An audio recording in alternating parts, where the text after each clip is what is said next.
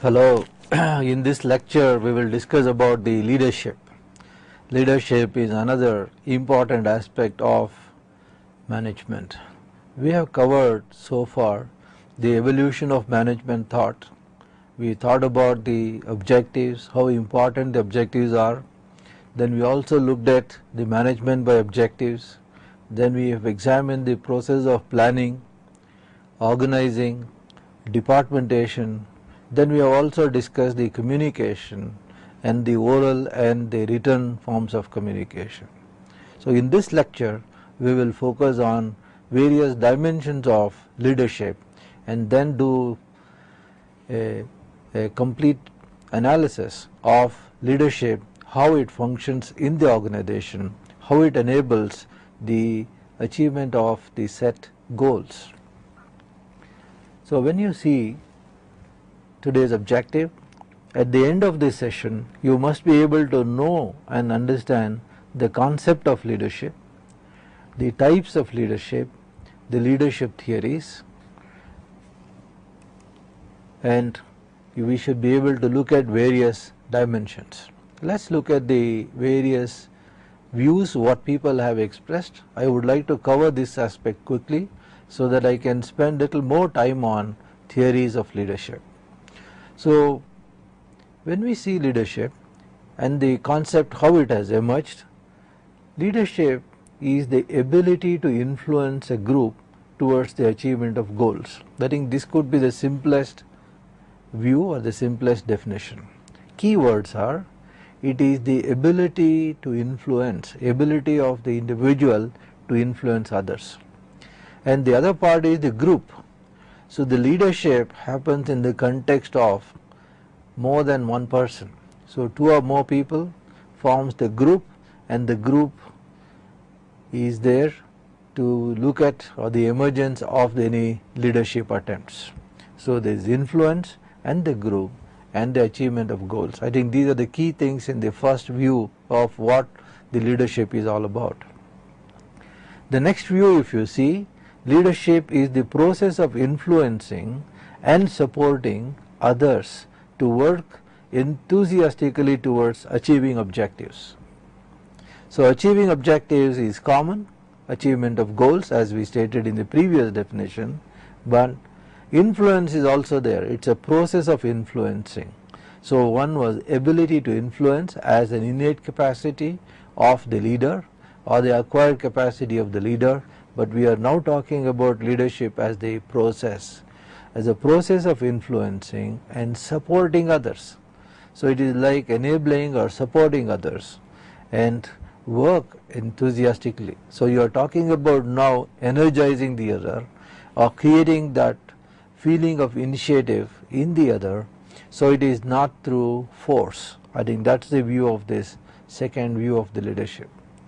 Leadership is the catalyst that transforms potential into reality. So what is this leadership? Is that to bring out the best in the individuals. The best in the individuals, intellectual best, it may be the physical best, it may be their emotional best. That means leadership brings best in the people, emotional, intellectual as well as physical, into reality. So that means towards doing something where you can see it is visible. Another view is it is an interpersonal influence exercised in a situation and directed through the communication process towards the attainment of a specialized goal or a specific goal. So in other words, it's an interpersonal influence, one-to-one influence, and exercised in a particular context or a particular situation, and there is an attempt for direction, and it is through the communication process that you move an individual towards common goal or achievement of the stated goals. So if you look at any of these things, leadership view has emerged as an influencing process, energizing the individual, use the group as a medium, but the focus is the end results. So the leadership is the process of committing group of people to specific goals.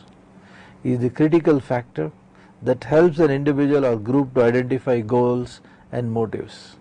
It assists in achieving the stated goals. So any number of views and statements, if you see that the leadership, the individual, the influence and achievement of goals, all these things go together. Without leadership, an organization would be only a confusion of people and machines, and it is an orchestra without a director, would be only musicians and instruments. So what can be there is the kind of noise. So orchestra and all other organizations require leadership to develop their precious assets to the fullest. So what we are talking about is that the coordination, what we talked about earlier, communication and organization. So organizing, communication, coordination, all can come to the picture through the leadership, which binds all of these things. That is how the several statements are made, and here is one: without leadership, how an organization would be, what the sage Valmiki wrote. So he wrote, like a herd of cattle without keeper, like an army without a general, like a night without a moon, like a group of cows without bull, such would be the country where the king is not seen. I think this is the kind of a statement he made which summarizes the importance of leadership, the importance of direction, importance of communication, importance of coordination, importance of control. So the leadership process is similar in effect to that of secret chemical that turns a caterpillar into a butterfly. What we talked about, the potential to reality. This role is often seen dramatically in giant organizations. See how CEO Jack Welch of GE led the transformation from a sleeping giant in 1980s into a sleek organization in the 1990s. So when you look at the role of the CEOs, the people compare the top quality of the leadership. Examples are many, but to mention quickly that the qualities of, if you look at Bill Gates, so the organization like Microsoft, so he brought it from nowhere and then got that international acceptance and recognition. So we see the leadership happening at the highest level or at the summit level. So we can quote certainly or Mahatma Gandhi, then you see the kind of role models, the current one, the Narayan Murthy of Infosys. So when you see such people who have shown extraordinary capacity and capability in understanding and leading and creating organizations. When we talk leadership, the leadership can be there at all levels. So today, when you see in all cases, the leadership is the ultimate act that identifies, develops channels and enriches the potential that is already in an organization and its people. A leader not only commits his followers to organizational goals, he also pools needed resources, guides and motivates subordinates to reach the goals. So clearly putting all the resources together, helping people to do what they want and clearly energizing them to meet the set goals. That's the key of any of this leadership. So leadership is not the mere use of people and their potential for realizing organizational goals. It is not only that, but it has the ultimate aim of raising the level of human conduct. So when you see the leadership, people have given a lot of emphasis of this, where ethical aspiration of both leader and the led. That means the ends are important, but the means are equally important. I think that's the leadership. So when you see leadership and the importance, which can be explained in several ways, Leadership style is the typical approach of a particular person used to lead people. So we start with a clear understanding of what the leadership style all about. So the behavior of a leader exhibits during the supervision of subordinates, and this supervisor and subordinate relationship and how it is conducted, what are the attempts, and how superior gets the best out of the people is seen in terms of the leadership style. So when you see the leadership style, it could be divided into several things, but it is divided into 4 types. The first typification, or the way the people have classified, is based on the amount of authority retained by the leader. So typically you will see the 3 things: an authoritarian style, a participative style, and free rein style, or the adhocism.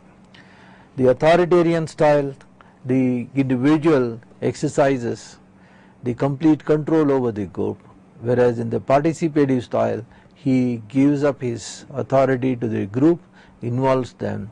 In a laissez-faire, he is nowhere. So the 3 styles are based on the how much power he shares with the group. The other classification is styles based on the relative emphasis placed on the task to be performed versus that placed on the people. So in other words, you see the classification coming in: set of managers high on task and low on the relationship. And there are second category of leaders and the managers. They are high on task and high on relationship. But you will also see high relationship and the low task, and low relationship and the low task. So if you see this, what is this leadership style which is neither concerned with relationship nor with the task? You will see these kinds of leadership can come where very young people are asked to work with set of people, even though the young fellows are in the supervisory positions. They find it extremely difficult to structure work with respect to the task as well as relationship. This is also true with people who are about to retire. So neither they are concerned with the task nor concerned with the relationship. So when you see the next step could be they are high on relationship and low on task, that is at the C. The high relationship, low task people are called typically in the Blake and Mountain kind of a model like country club managers. So all the time they are pleasing people, but they are not really concerned about the task completion. There is no concern for production. You will also find managers who are highly concerned with the task but having very low concern for relationship, where they are highly intolerant of the views of the people, and they think people come to the organization to do only the task, achievement of the goals, and they don't care if they have some problems. They tend to be autocratic in dealing with human issues. So according to several of the authors, what is required for effective leadership is to have a high task, high relationship kind of a style. So the style variations can come with respect to what is their concern with respect to the task and the relationship. You will also see the leadership is based on the assumption what the people make. It is called as the style based on the assumptions about people made by the leader, and they are theory X and theory Y. Theory X believes that people are lazy, people can't respond, and theory Y believes that people are capable and they have their own interest to perform and excel.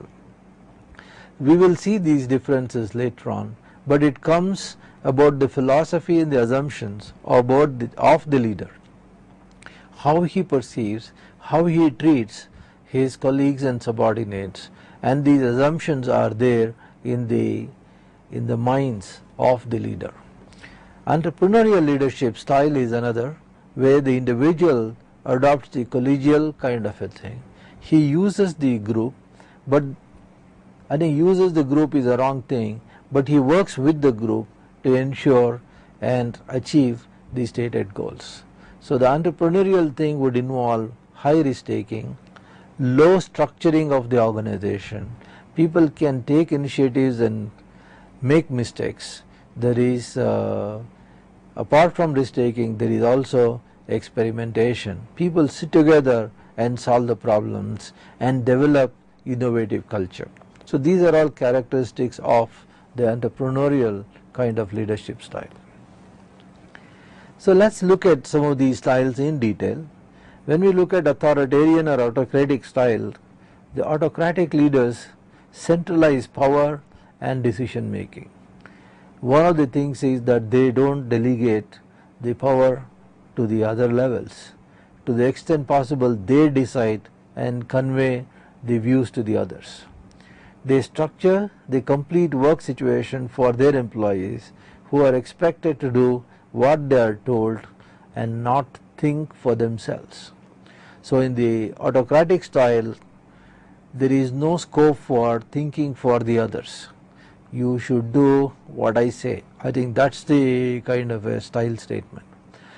That means you may assume that the other persons cannot think, or you may think it is not necessary for them to think and imagine, so better to define every step and structure the whole process. And that's what the authoritarian style all about. Authoritarian or autocratic style, what is normally called, the leader takes the full authority and assumes full responsibility. It may come because of their own anxiety, or they may also think that the others are not capable of, or they may think it is extremely important to keep everything to themselves. So autocratic leadership typically is negative, based on threats and punishments. They believe that people can be coerced, so that is how it is seen as negative. But it may be externally, it may also can appear to be very positive, but the approach of the leader is to drive, and not only there is drive with a force, with a threat of punishment, pushing people, and that is how the authoritarian or autocratic style has been seen as highly negative by people who talk about human relations and development of creativity and such things. Some advantages of autocratic leadership are, it is often satisfying for the leader. It is ego fulfilling, or it is also called as the ego striving. People also call it as bull in the china shop. So these are all the expression where it is fine for the leader. Permits quick decision because he is forcing his decision onto the others. Allows the use of less competent subordinates. So you can work with people who are much less competent, who don't think, who don't question, and it provides security and structure for employees, because all the time decisions are made by the leader. The subordinates are just to follow those things. So they work only for some of the specific rewards, and it is also said that people work at the punishment avoidance level. They will do only that much. But the disadvantage is the most employees dislike it. They may not express it openly, but the feelings get suppressed by the authoritarian leader, especially if it is extreme enough to create fear and frustration. So the moment the authoritarian leader moves with fear, then the corollary, the other side is the frustration. The suppressed views can come to the surface at one point or the other. As people say, water will find its own level. So it is seldom it generates a strong organizational commitment among employees. And finally it leads to low turnover and high absenteeism rates. In other words, it leads to the turnover, and also the high absenteeism rates where people don't come to the organization, and people also quit people also leave the organization psychologically. So authors like Rensis Likert have talked about very extensively the negative consequences of the autocratic or the authoritarian leadership styles. Participative style, on the other, has several of the positive things. Participative leaders decentralize authority. The leaders and group act as a social unit. Participative decisions are not unilateral as with that of autocratic style, because they arise from consultation with followers and participation by them. So the participative leaders, they share and give powers. People are free to communicate with each other. They can ask questions. They set the goals which are mutually acceptable and convenient. They look for different methods of achieving the task. They think and apply their mind. There is much more involvement, and hence people also see there is much more open climate leading to better commitment. Clarity is also much more in the participative style. Employees are informed about conditions affecting their jobs and encouraged to express their ideas and make suggestions. The general trend is towards wider use of participative practices because they are consistent with supportive and collegial models of organizational behavior. So organizational behavior theories are talking about normative models. In the normative models, it is generally accepted today that you need to have much more participative style, consultative style compared to authoritarian or autocratic style. The free rein, or also it is called a kind of an ad hoc kind of a style, do come at different levels of leadership within the organization. These leaders avoid power and responsibility. So they depend largely on the group to establish its own goals and work its own problems. That means the leaders are appointed, but either they are unable to exercise their authority, or at some times it is better you leave it to the group to evolve what is best suited or best to be done under the circumstances. So the group members train themselves and provide their own motivation. The leader plays only a minor role. So the leader plays the role of a facilitator. So he is there and he is not there. So he takes that kind of a position. It is suited for many of the developmental purposes, particularly when lab training, the group needs to take its own sweet time to establish norms and understand each other. So it is good to have a free rein kind of a style where the leader is more of a laissez-faire, not intervening much, not creating any negative feelings amongst the members. He allows the group to evolve its own norms, and then he views how they move towards the performing levels. All the three styles are important, but if you see, it is more advantageous to move towards participative style of functioning. High task low relationship, as we talked about, is the leader emphasizes the how to get things, task accomplished, and spends minimum time giving psychological support. So he is not there, but all the time he is there to talk about the task, the goals, the steps, the objectives. But when people have problems, people have differences of views, he would rather ignore it or he would like to suppress it. So this style may also be well suited to the situation where seasonal help is involved, where people are not really requiring a day-to-day guidance and day-to-day help. Seasonal employees may be unfamiliar with the task, and these require direct guidance on performing the work properly. So it may be suitable for certain situations. A high task low relationship leader is not necessarily rude or discourteous, but he is more bothered about the task. The leader simply takes the expedient route of focusing on work rather than people. So his lack of concern for people can lead to lack of commitment, lack of participation of the individuals. So the high task, high relationship, if you see, as I mentioned, it is much more desirable and much more effective, because this leader spends considerable time showing people how to get the work done and providing them the psychological support. So you need to contrast this particular style with all the remaining three. This high task and high relationship style is considered generally useful because it results in high productivity and the personal satisfaction. So people get challenged, people do achieve those tasks, but there is also high support from the leader.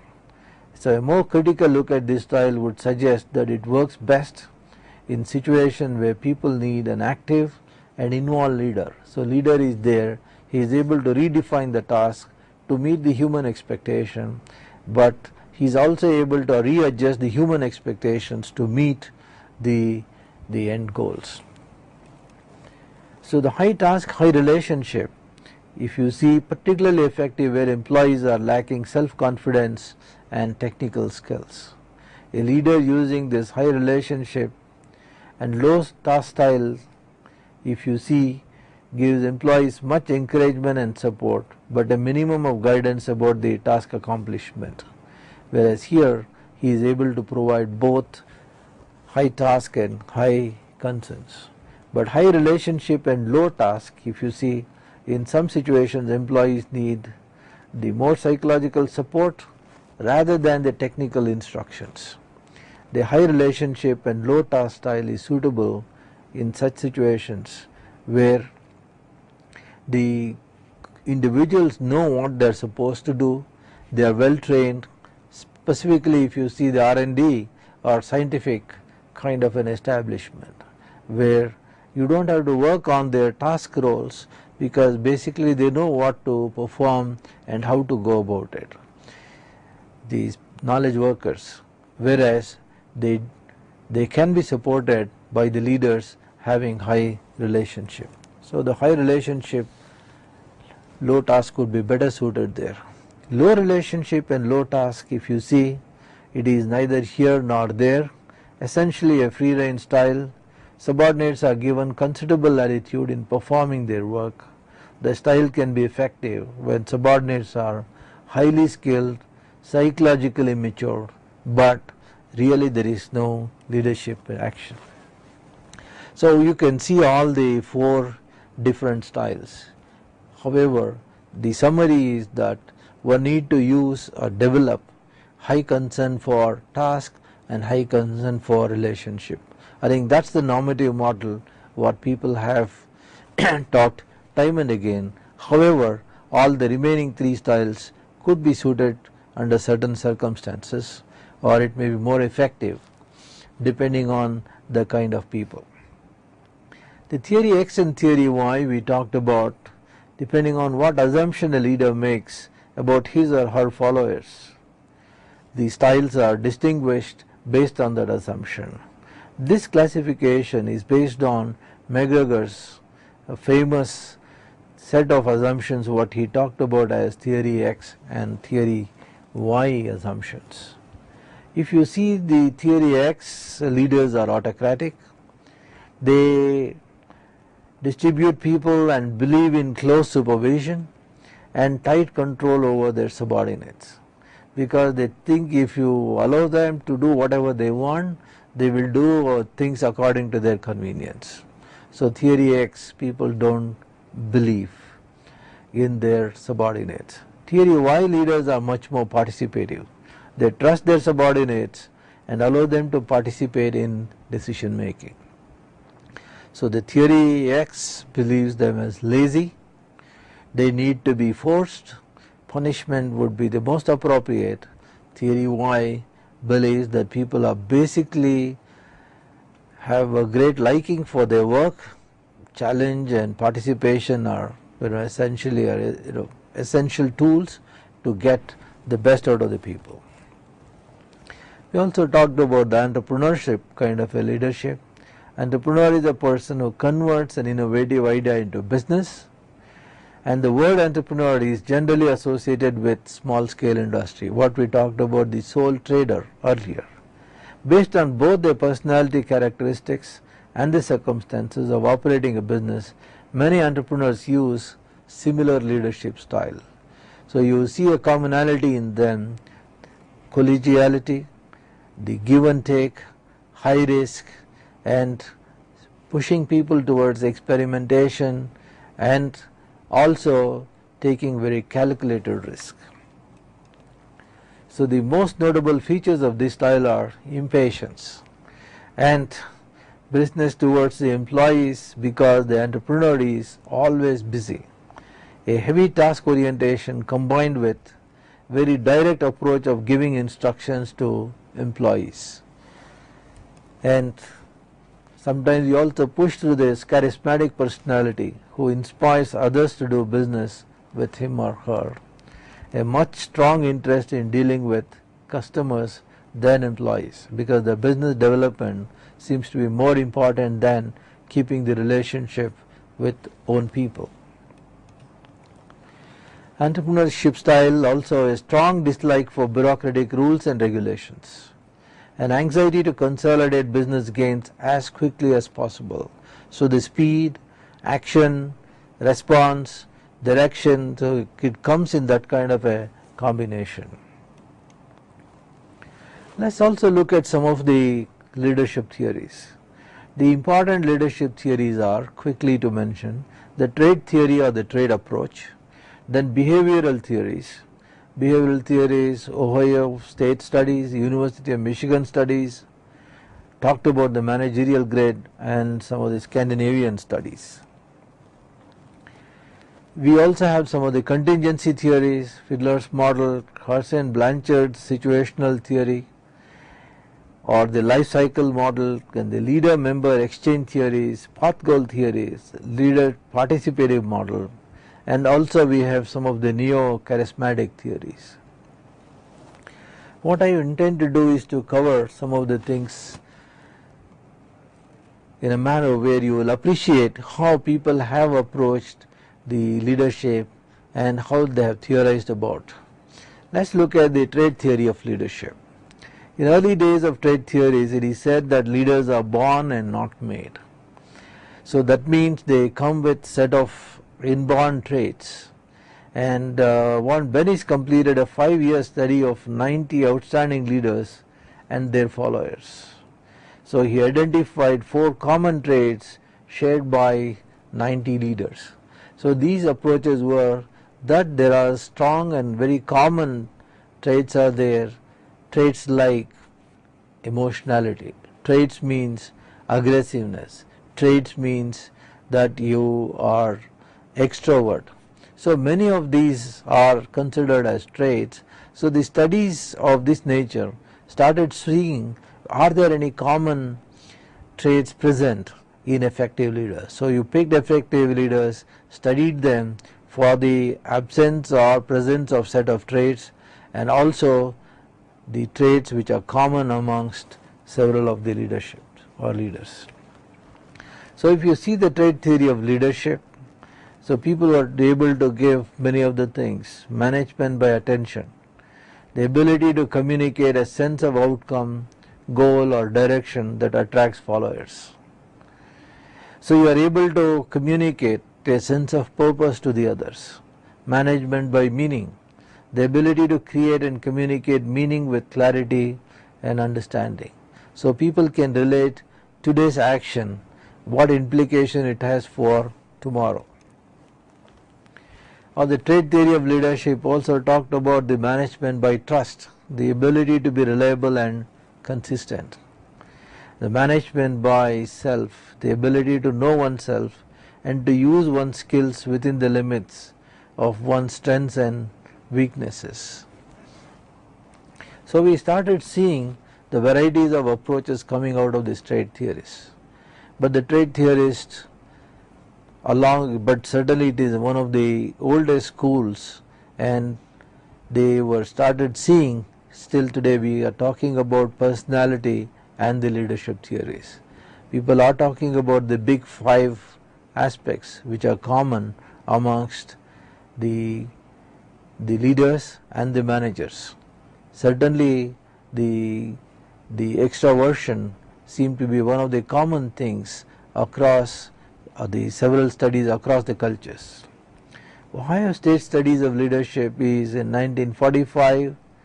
The leadership studies was carried out by Bureau of Business Research at Ohio State University, and they attempted to identify various dimensions of leadership behavior. We have talked about this little earlier. The research directed by Ralph narrowed the description of leadership behavior to 2 dimensions: the initiating structure and the consideration. The same thing what we talked about earlier, that is the concern for task and the concern for relationship. But here the concern for relationship is the consideration, and the initiating structure comes as the task dimension. So initiating structure refers to a type of leadership behavior that describes the extent to which a leader is task oriented and directs the subordinates the work activities towards goal achievement. So some leaders state all the steps, define all the things whatever is required, that is essentially this task structuring. Consideration refers to a type of leadership behavior that describes the extent to which a leader is sensitive to subordinates, respects their feelings, and establishes mutual trust. As we talked about the relationship side, the consideration what he has for the people, so the concern for people and concern for the task. In combination, we see how the leadership could emerge. One could be high on both, one could be low on both, or one could be high on task and high on structuring. The Fiedler's contingency model proposes that effective group performance depends upon the proper match between the leader's style and the degree to which the situation gives control to the leaders. So here the Fiedler's model talks about that within the group you need to look at the least preferred co-worker. So within this it contains 16 contrasting adjectives such as pleasant and unpleasant, effective, ineffective, open or guarded, supportive, hostile, so that what kind of preference you have for the members. So in a low LPC score means leader is task oriented, and a high LPC scores means leader is relationship oriented. So what is your preference of dealing with the other? So after assessing the leader through this least preferred co-worker model, the leader is to match with the situation, seeing the kind of people what he has. Hersey and Blanchard, the situational theory, they talked about how this leadership model can be viewed as a kind of a contingency situation. Successful leadership is achieved by selecting right leadership style. What is this right leadership style? He talked about regardless of what the leader does, effectiveness depends on the action of his or her followers. The term readiness refers to the extent to which people have the ability and willingness to accomplish a specific task. So that means when you deal with group of people, you have to change your style. Initial stage, in one state where you have to take lot more initiative, put people together, explain the task, but after some time you may have to reduce your communication and interaction, allow the group to mature, and you also have to see sometimes how much to continue with or how much to stop. It's also called as a situational leadership theory. So if followers are unable and unwilling to do a task, the leader needs to give clear and specific direction. If they are matured enough, then you allow them to participate, you allow them to think. So depending upon the group, depending upon the situation, depending upon their maturity, the leader takes different roles. If followers are unable and willing, the leader needs to display high task orientation to compensate for the followers' lack of ability, high relationship orientation to get followers to buy in to the leader's desire. So if followers are able and unwilling, the leader needs to use a supportive and participative style. If employees are both able and willing, the leader need not to do much. So depending upon the ability, depending upon the willingness, depending on the maturity, the leader changes his style to meet the specific expectations of the group, but the concern is to achieve the stated task. Hersey and Blanchard, if you see further, they also got into that, they started emphasizing on the situation. So several decision making models emerged in the field. Vroom-Eaton model is another important contribution, how leadership and decision making go together. So they established a theory that provides a set of rules to determine the form and amount of participative decision required in different situations. So the Vroom-Eaton model talked about that at many situations as a leader you would have decided, because the choices are not too many, and that's the time there is no point in asking the group to participate and create an alternative. So you give the decision to the group. At some situations you have made the decision, but you want the group to respond to those things. In other situations you don't know how to go about it, you leave the complete thing to the group itself. So he classified various decision making situations. It would depend upon how much you know the task and also the details of the task and the task completion. So it depended very clearly the contingency of the decision situation, the importance of the decision, the importance of obtaining subordinates' commitment of the decision. So sometimes it is consensus method of decision making is fine, where it may take a lot of time, but you would involve all of them.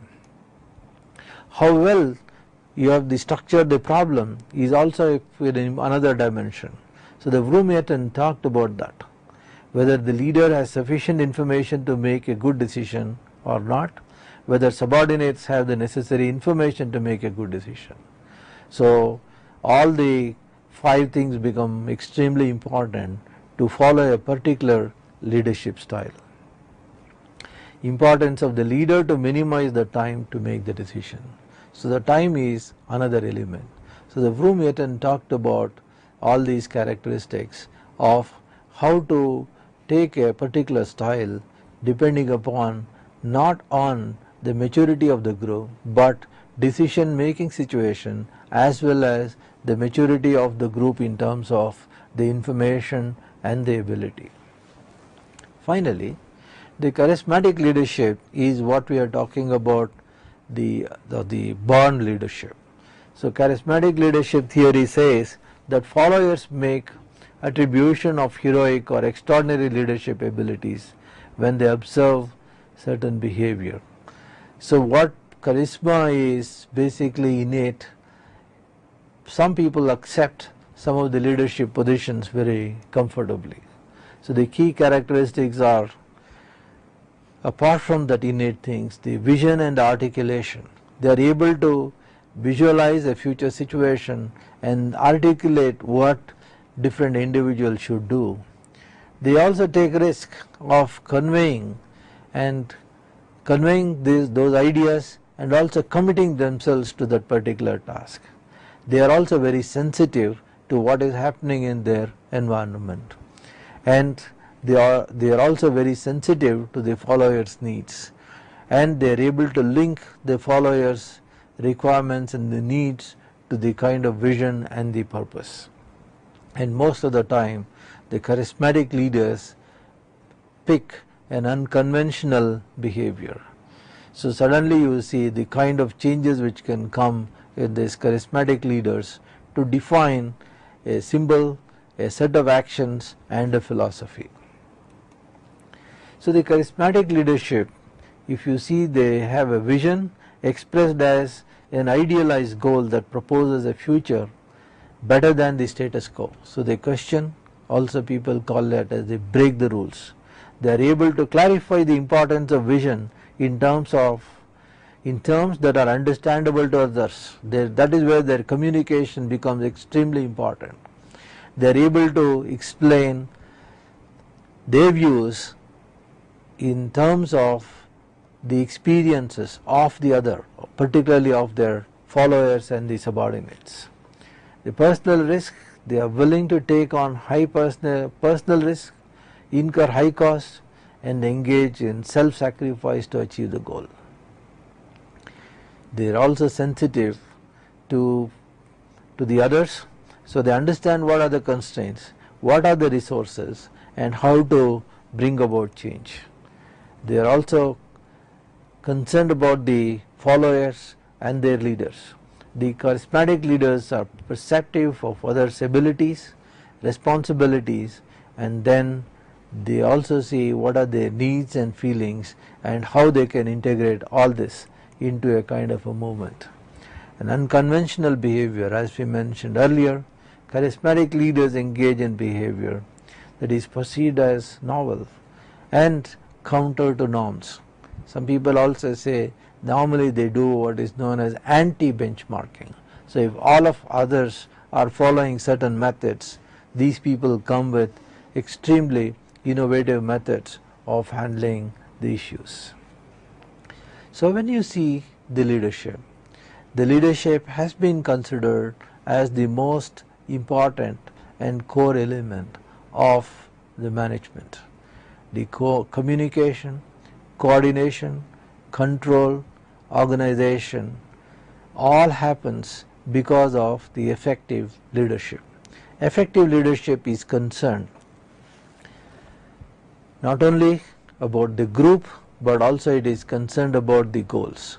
So the group and goals come in different ways, and that is where you see some leaders can become highly goal driven, and when they are highly goal driven, they can neglect the relationship and the group. So you see it is also leading to the autocratic style of leadership.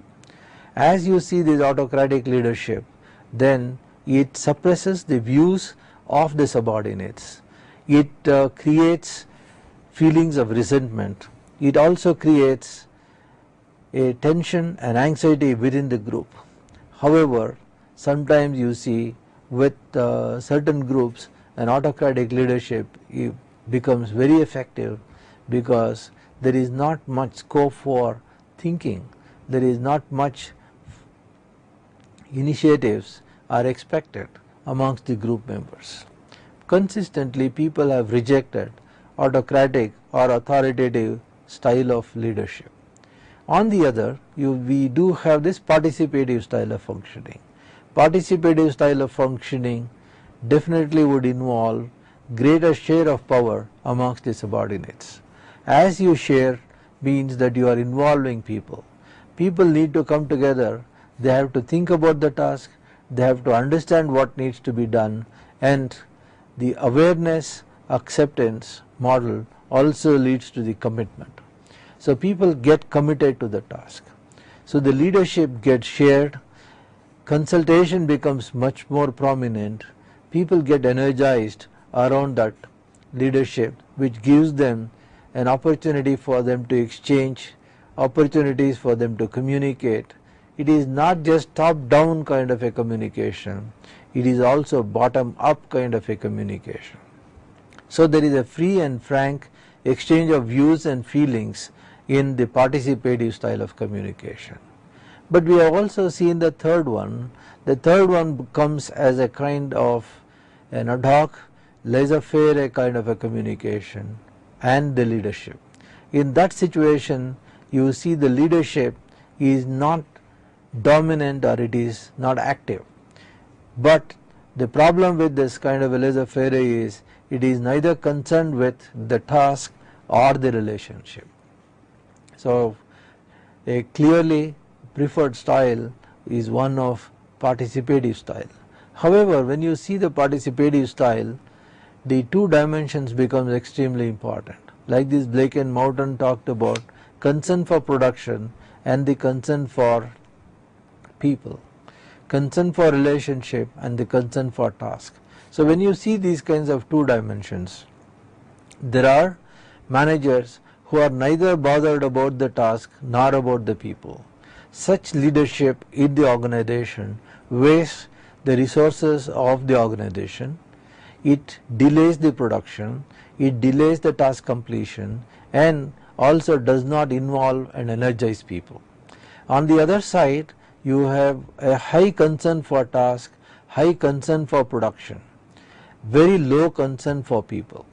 Such situations makes people all the time moving towards the goal. However, they do have problems, they do have concerns, they do have views, but it gets suppressed. So it becomes, along with high concern for production, high concern for task, an exhibition of authoritarian or autocratic leadership, and that is the danger of getting into the high concern for production. But on the other side, you will also see this high concern for people, high concern for relationship, and very low concern for task. That kind of a leadership gets into the problem situation, because you run an organization like a country club, what Blake and Mountain talked about, like a country club manager. Then people come to the organization, they waste their time, they postpone the task, and they waste the resources of the organization, and people please each other, they don't bother about what needs to be achieved. Conflicts are suppressed, conflicts are ignored, and that is how the leadership becomes very ineffective. And when you start yielding to the people demands because of your high concern for relationship, what happens is the people also lose interest in the task. When emergency comes, when need comes for the task completion or for the task achievements, suddenly you will find your high concern for relationship won't help, because people are not trained to think, people are not trained to act, but they are only trained to please each other. And again, that becomes a very ineffective kind of a leadership. But we have to move towards that high concern for task as well as high concern for people, and that is one of integration.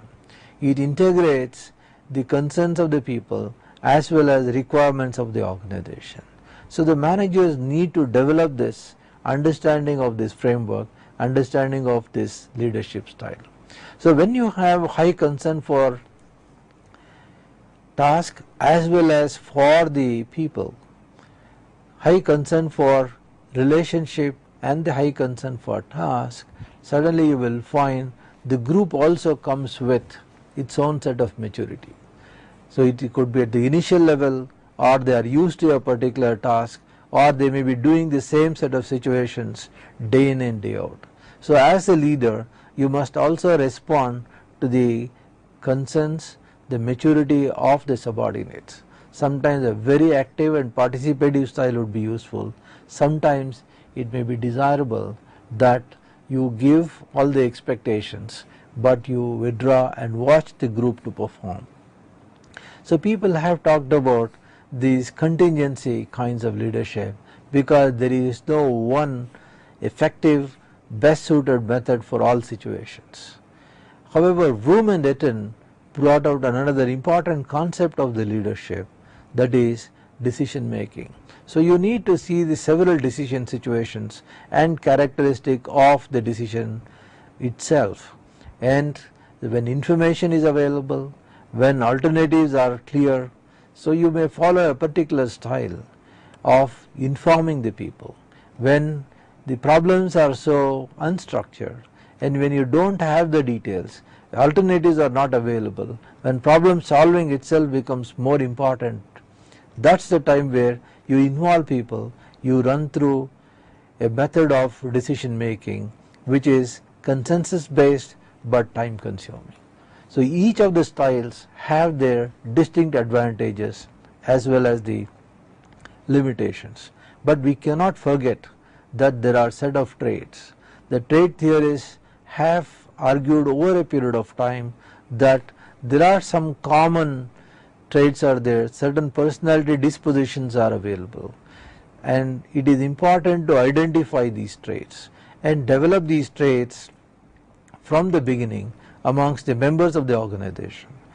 If you are the leader, then if you want to develop the leadership abilities amongst the group members, understand these traits. So that is where the agreeableness, the extroversion, so the concern for the others, so the traits which support some of these things can be developed. So the experiences can be provided to the individual, but there are also the arguments that set of these traits are inbound, so that there are born leaders and there are leaders who will emerge. So the emergent leadership and the born leadership took us to the field of this. There are charismatic leadership, charismatic which comes as a persona or the personality of the individual, which is a combination of the ideas, the ideals, the views, the vision of the person. So when such expressions come, you see the followers are responding to the particular leader. You rarely know that how they have got this kind of a followership. So these followership are driven by vision, but also they do things which are much different compared to the others.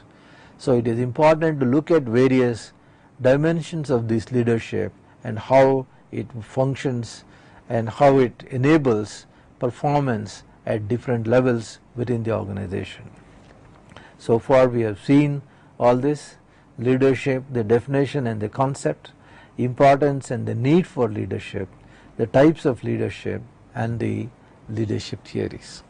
And in the next session we will link this leadership to the aspect of motivation. The motivation, the concept and the importance. We will also elaborate on the theory X and theory Y, what we talked about, the McGregor's. We will also look at the various need systems and the ERG theory and the organizational culture which will support the motivation.